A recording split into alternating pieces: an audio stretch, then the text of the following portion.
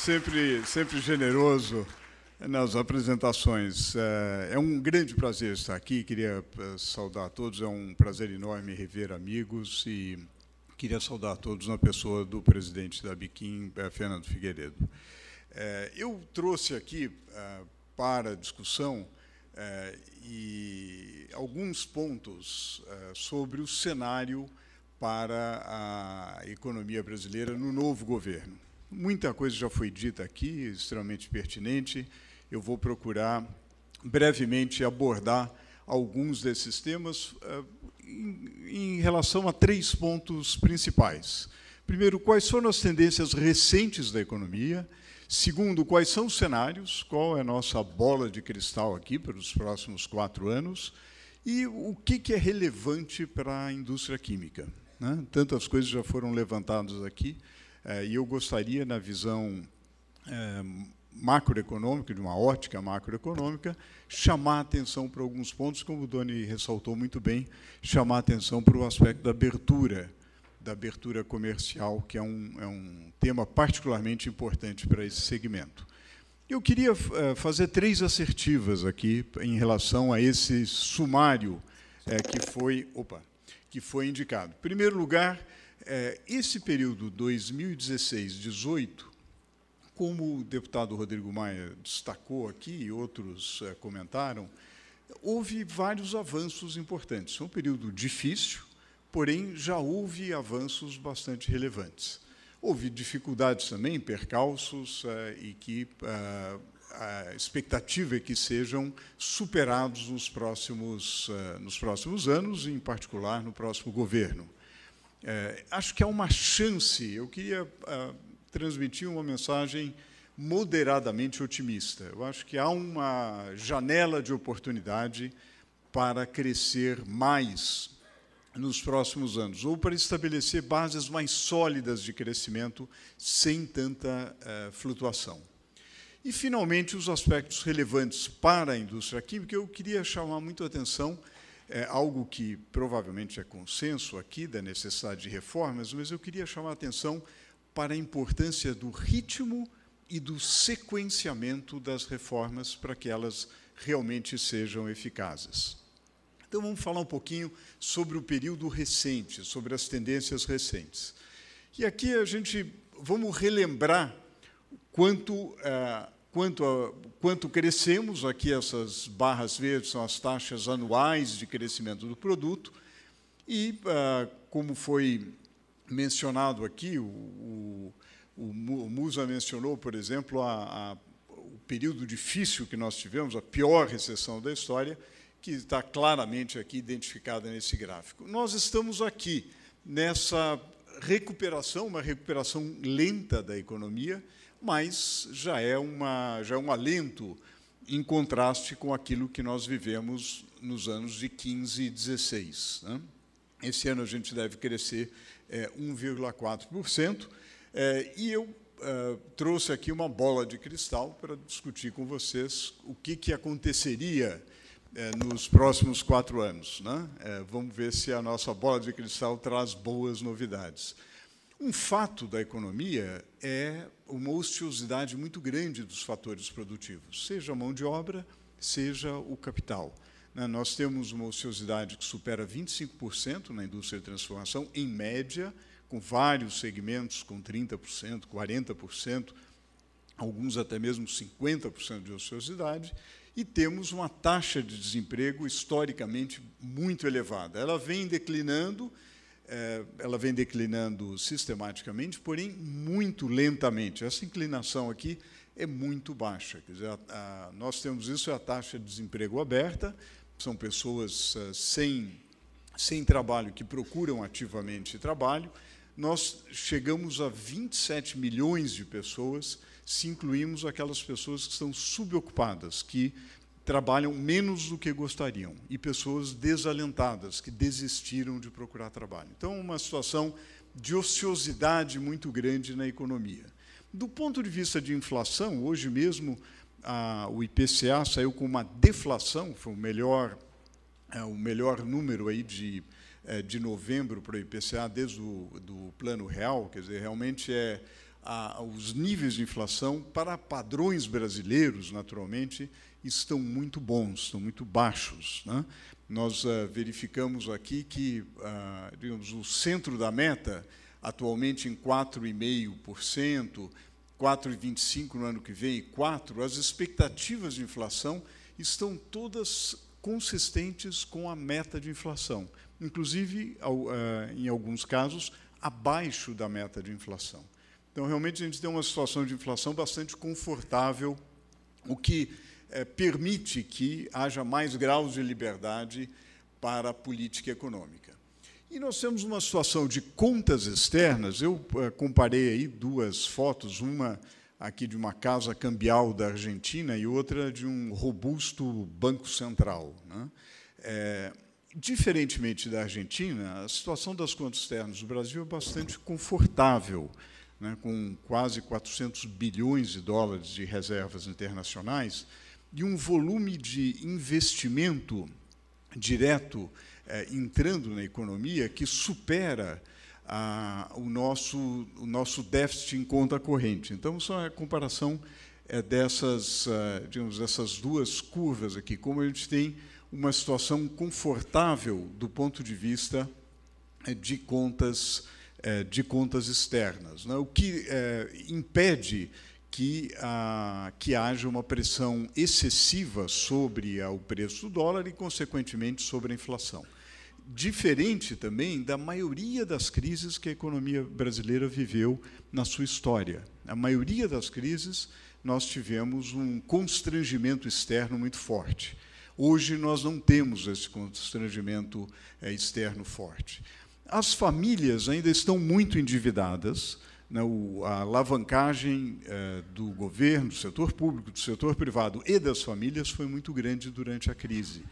Agora, as famílias, esse endividamento vem declinando, ainda que lentamente, ainda há muito endividamento, mas o que também permite um pouco mais, uma evolução do consumo um pouco melhor. O nosso grande problema está nesse quadro aqui, que mostra, faz uma pequena simulação com o que deve acontecer com o nosso déficit primário. Aqui estão indicados os déficits primários, e aqui a relação dívida-PIB, né, que indica a nossa capacidade de pagamento. Quer dizer, se nós fizermos o dever de casa, ou seja, se o ajuste fiscal prosseguir, for aprofundado, a reforma da Previdência realizada, etc., dadas determinadas premissas, que depois a gente pode detalhar se houver interesse, só no final da próxima administração, ou da administração que entra, que nós estaremos próximos de eliminar o déficit primário, né? Aquele déficit sem levar em consideração os juros, né? Despesas menos receitas, despesas primárias sem juros. Ou seja, é um processo lento, o processo de eliminar o grande rombo fiscal que o setor público brasileiro tem. E apenas em 2024, 2025, nós poderíamos pensar numa estabilização da relação dívida-PIB, que é uma relação básica para indicar a nossa capacidade de pagamento e, consequentemente, a nossa capacidade de absorver recursos, de ir ao mercado de capitais internacional com uma boa classificação de risco. Portanto, é um processo longo, que vai exigir muito esforço, e o que faz a economia brasileira é aquele paciente que tem um problema grave, tem um tumor maligno muito grave, que são as contas do setor público, e que, no entanto, tem um sintoma razoável, quer dizer, não está numa situação desesperadora, mas ele precisa realmente fazer ele precisa fazer um tratamento mais sério. Alguns saldos positivos do período recente, como foi destacado aqui, da reforma trabalhista, de um juro mais baixo.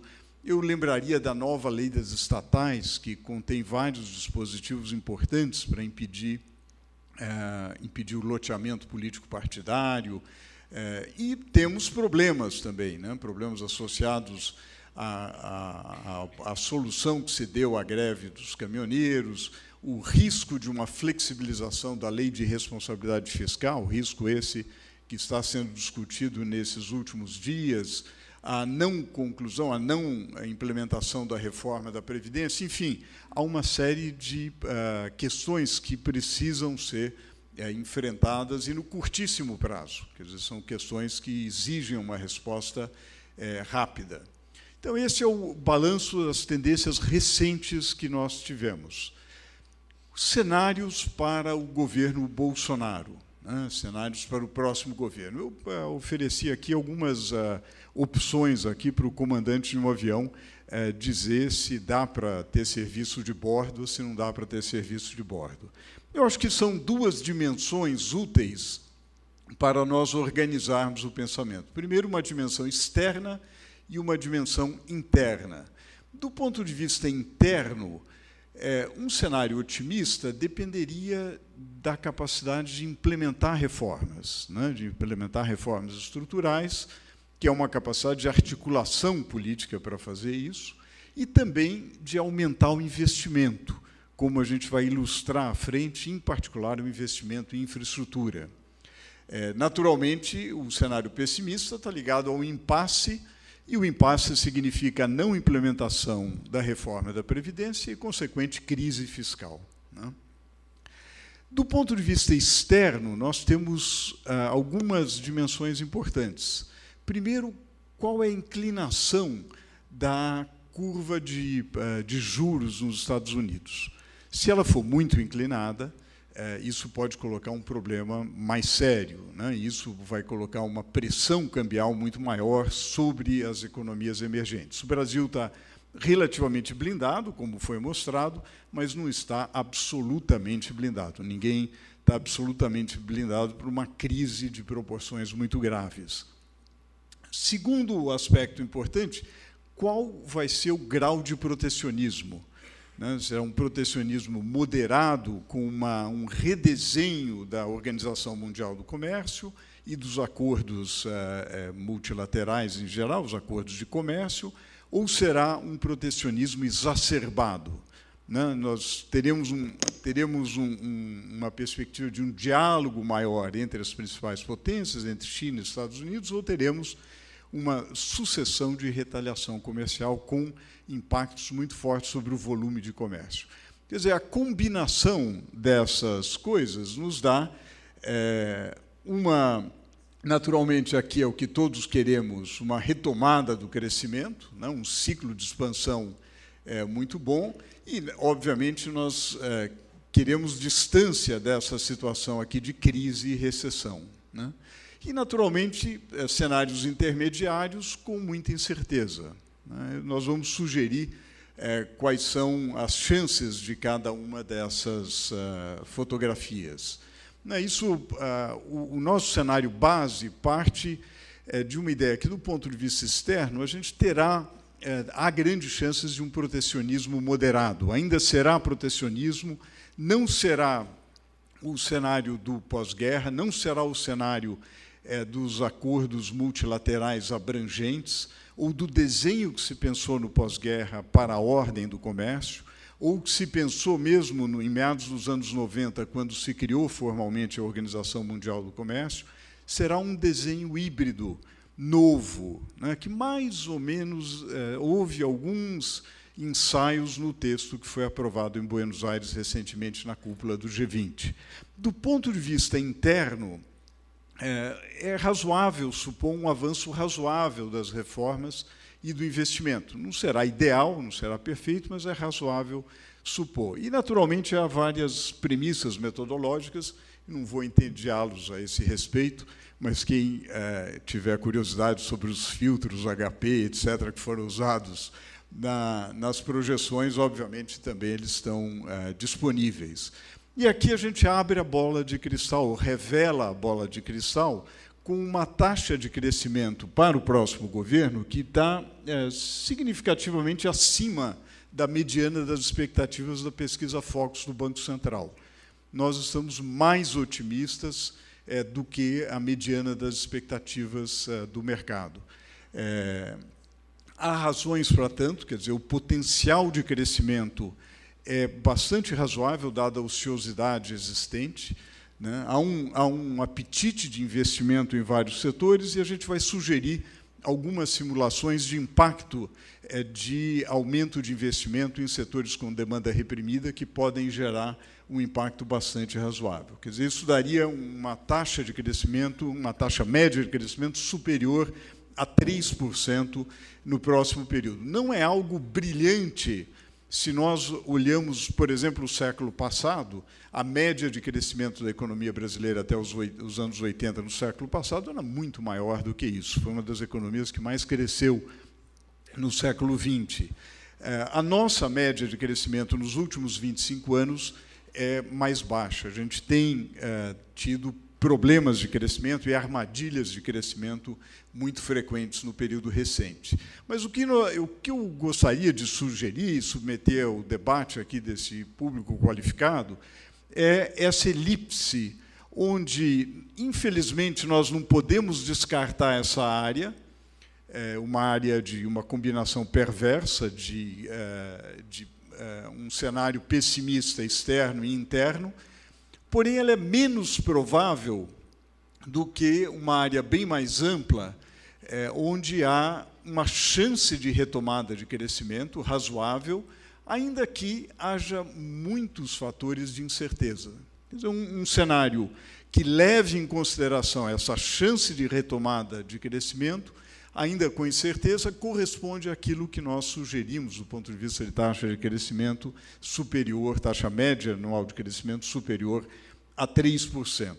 Aqui eu trago nesse filtro aqui, o liquidificador, se vocês quiserem, um pequeno exercício usando a matriz insumo-produto do IBGE, na qual nós colocamos aqui em cima, nós colocamos o volume de investimento de projetos para os quais há uma demanda reprimida bastante forte, Doni. É impressionante como você vê, bom, isso, o público aqui conhece a demanda reprimida em portos, em ferrovias, em hidrovias e rodovias, etc. E há projetos desenvolvidos nessa área. O programa de parcerias de investimento foi um avanço bastante razoável. E se nós elencarmos esses projetos, somarmos o volume de investimentos, nós chegamos digamos, a mais de 100 bilhões de reais. E se nós utilizarmos a matriz insumo-produto para ver o impacto que ele gera no PIB, há um milagre de multiplicação de peixes, que não é um milagre, é simplesmente o resultado de efeitos diretos da subcontratação de setores para executar os serviços e produtos, os efeitos indiretos, né, que esses setores, por sua vez, contratam outros setores, e os efeitos renda desse processo. Geram um efeito multiplicador bastante significativo e a geração de quase 8 milhões de empregos. Quer dizer, isso é algo que, ao contrário de períodos anteriores, já está mais avançado do ponto de vista de desenho, né? Então, e onde estão esses projetos? Não por acaso, esses projetos estão no setor de infraestrutura, que, ao contrário da indústria de transformação, é um setor com demanda reprimida. E é um setor onde a oferta encontra a demanda rapidamente, né? E muitas vezes gera demanda rapidamente. A nova arquitetura de governo é interessante, né? Eu acho que houve um avanço, naturalmente, não tanto quanto a gente poderia querer, almejar, etc., mas houve um avanço. O Brasil ainda é pródigo em ministérios, né, mas houve um movimento interessante para a redução desse número de ministérios, que ainda é maior do que a média de vários outros países, com PIBs superiores aos nossos, etc., mas, sem dúvida, foi um movimento na direção correta.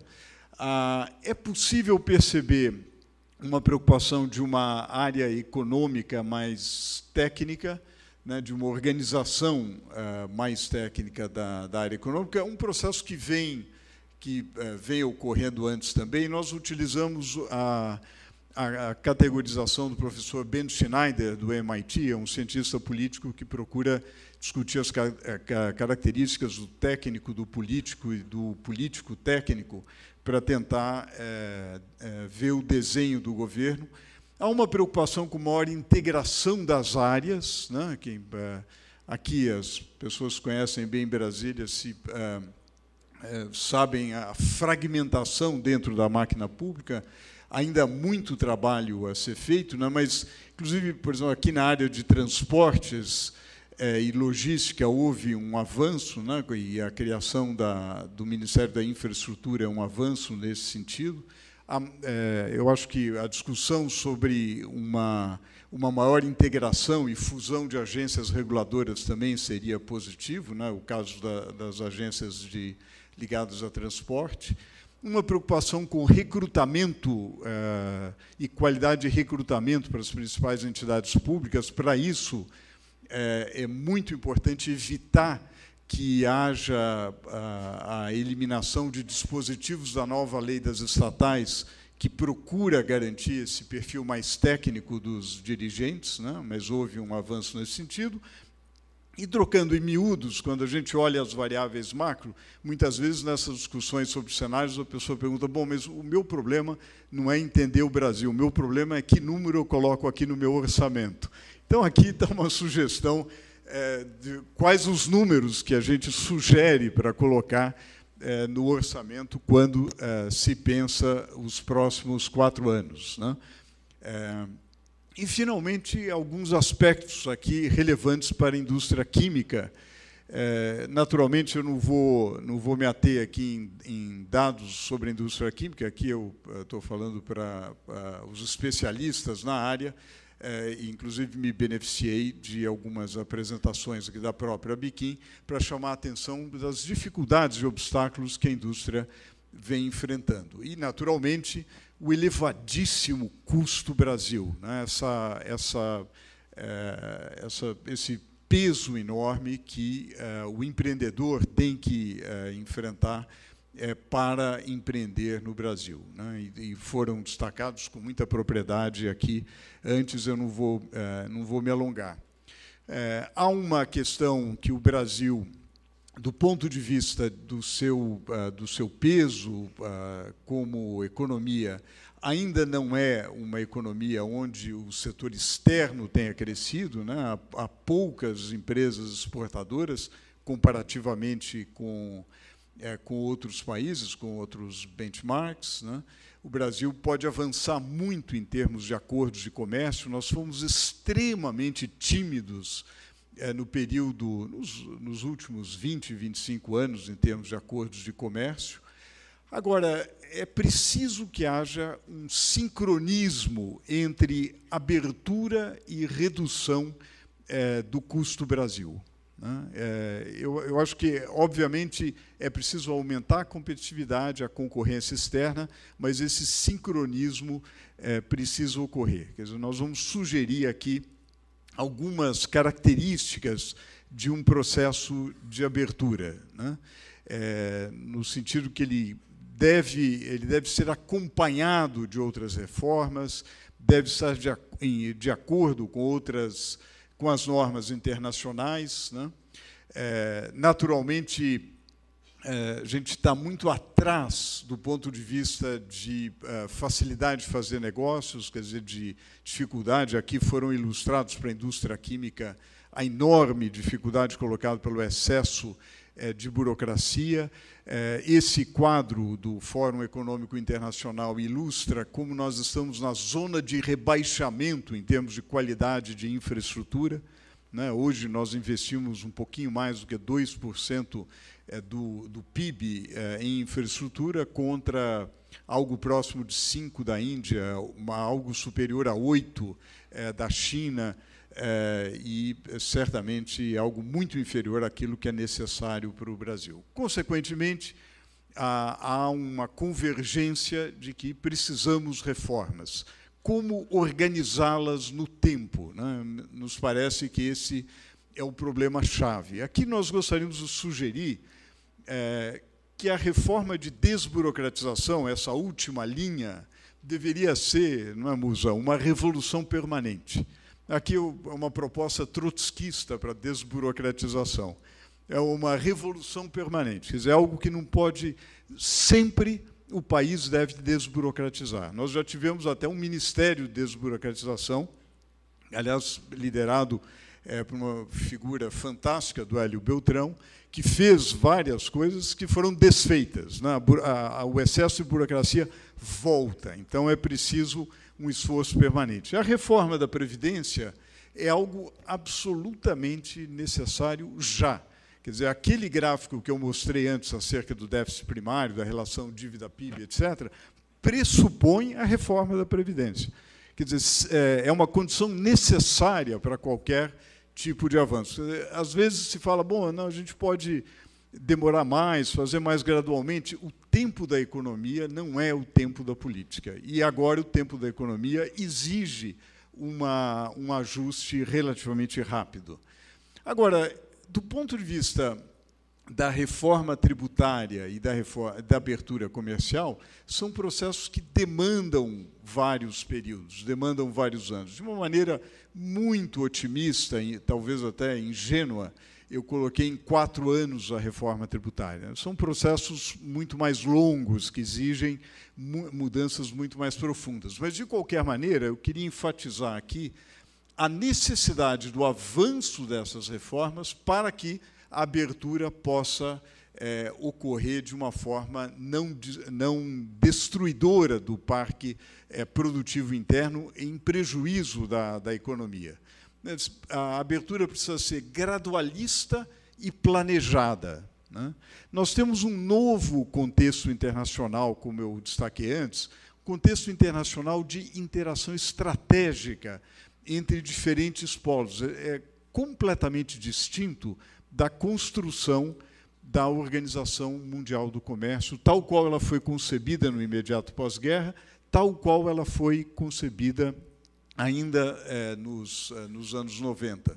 Quer dizer, é algo completamente distinto. Seria ingênuo pensar numa abertura rápida e unilateral, sem pensar nas reformas que devem ser sincronizadas a ela, né? Queria destacar também a necessidade de uma abordagem global para a abertura e não em modificações pontuais. Aqui eu tomei um caso fictício, uma cadeia produtiva, onde nós temos alguns insumos e o produto final. Se, de maneira pontual, eu reduzo a alíquota de importação de um determinado insumo, suponhamos que traga essa alíquota de importação para um nível bem mais baixo, aparentemente eu estaria reduzindo o custo e promovendo maior concorrência externa. Acredito que não. Na verdade, eu estou desestruturando a lógica de uma cadeia e aumentando a proteção efetiva de outros produtos. Então, o que eu quero sugerir aqui é que um projeto de abertura precisa ser planejado, global, consistente com o conjunto das cadeias produtivas e não pontual e acelerado sem o planejamento devido, né? Sob pena de fazer o contrário daquilo que eu quero. Eu quero mais concorrência, eu não quero mais proteção. Então, essa lógica me parece que é muito importante nesse momento. Do ponto de vista conceitual, eu chamaria atenção para a necessidade desse gradualismo na redução das tarifas de importação, que deve ser acompanhado pela redução do custo Brasil. Naturalmente, aqui nós precisamos de métricas, e a Biquim vem desenvolvendo tais métricas. Eu acho que as entidades e o governo e toda a sociedade precisam desenvolver mais essas métricas e observar esse tipo de movimento. Nós podemos fazer uma abertura relativamente rápida, mas se ela for planejada, se ela for concomitante com um processo de redução do custo Brasil, isso vai ser benéfico para o conjunto da economia. Relembrando aqui, nós abordamos o período recente, o período basicamente do governo Temer, os cenários para o governo Bolsonaro e alguns aspectos, uma contribuição modestíssima sobre como essa discussão pode ou tangencia aqui os temas que são abordados normalmente aqui na Biquim, né? Sugerindo que o período 16-18 teve mudanças muito importantes que precisam ser preservadas e aprofundadas. Eu chamaria atenção para a nova lei das estatais e para essa preocupação de um recrutamento profissional e criterioso dos dirigentes das entidades públicas. Em segundo lugar, acho que há uma chance boa de um crescimento razoável e com menor variância no período do governo Bolsonaro. E, por fim, a competitividade da indústria química, como de resto do conjunto da indústria, depende desse ritmo adequado e sequenciamento adequado das reformas. Não é apenas uma reforma, mas do conjunto das reformas. Eu diariamente comento esses temas aí na Rádio Bandeirantes, convido a vocês acompanharem e protestarem, se discordarem das opiniões, e também esse material foi produzido por uma equipe multidisciplinar. Muitíssimo obrigado.